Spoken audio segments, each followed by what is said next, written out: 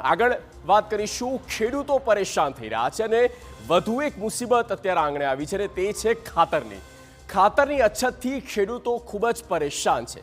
ગીર સોમનાથમાં વહેલી સવારથી જ ખેડૂતો લાઇનમાં લાગી જાય છે, છતાં જોઈએ તેટલું ખાતર નથી મળી રહ્યું, જેના કારણે ખેડૂતોની ચિંતા વધી ગઈ છે।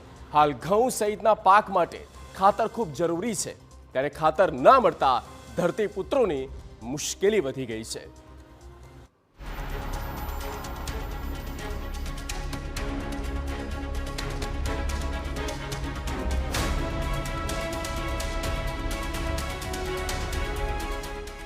ખાતરની ઊભી થઈ મોટી બબાલ।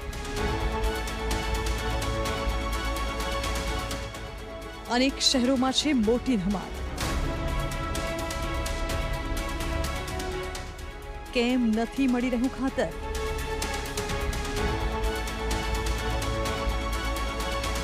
કડકડતી ઠંડીમાં ખેડૂતો પરેશાન।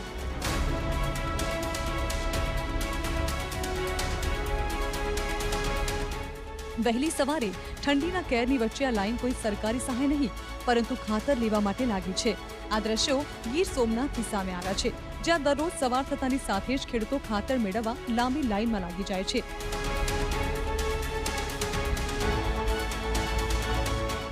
જો કે છતાં ખેડૂતોને પૂરતા પ્રમાણમાં ખાતર નથી મળી રહ્યું। યુરિયા ખાતર મેળવવા ખેડૂતો ગીર ગઢડાના ખાતર ડેપો પર સવારે 5 વાગ્યાથી ઉમટી પડ્યા હતા। કડકડતી ઠંડીની વચ્ચે ખાતર મેળવવા માટે ખેડૂતો વલખા મારી રહ્યા છે। ઘઉં અને અન્ય રવિ પાકમાં જરૂરી યુરિયા ખાતર ન મળતા ખેડૂતો માટે મુશ્કેલી ઊભી થઈ છે। ખેડૂતોનું કહેવું છે કે વ્યક્તિ દીઠ માત્ર 2 થેલી જ યુરિયા મળી રહ્યું છે। પૂરતા પ્રમાણમાં ખાતર ન મળતા ખેડૂતોને હાલાકી વેઠવાનો વારો આવ્યો છે।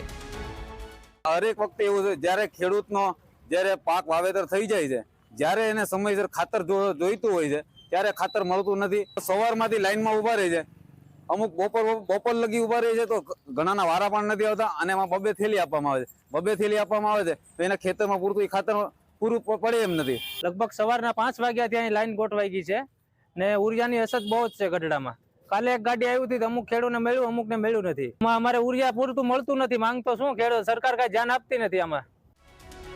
એવું નથી કે માત્ર સૌરાષ્ટ્રમાં જ ખેડૂતોને ખાતર નથી મળી રહ્યું, પરંતુ રાજ્યના અનેક શહેરોમાં હાલ ખેડૂતો ખાતર માટે વલખા જ મારી રહ્યા છે।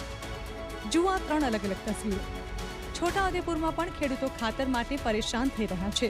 બનાસકાંઠામાં પણ લોકો મુશ્કેલી વેઠી રહ્યા છે, જ્યારે કે ગીર સોમનાથની વ્યથા પણ આપે જાણી છે। આ સમગ્ર રાજ્યમાં હાલ ખાતરની સમસ્યાથી કિસાન મુશ્કેલીમાં જોવા મળી રહ્યા છે।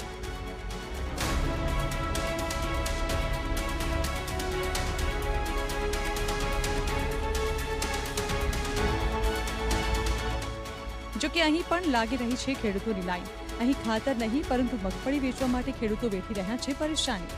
રાજકોટ જિલ્લાના ધોરાજીમાં ટેકાના ભાવે મગફળી વેચવા ખેડૂતોની લાઈન જોવા મળી રહી છે। મગફળી ખરીદી સેન્ટરની બહાર વહેલી સવારથી જ ખેડૂતોના વાહનોની લાઈન લાગી જાય છે। કુલ 10,700 ખેડૂતોએ મગફળી વેચાણ માટે ઓનલાઈન રજીસ્ટ્રેશન કરાવ્યું છે। અત્યાર સુધી 2,500 ખેડૂતોની ટેકાના ભાવે મગફળી ખરીદી થઈ છે।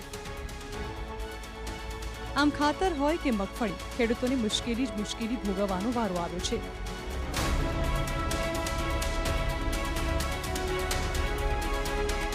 Bureau report, TV9।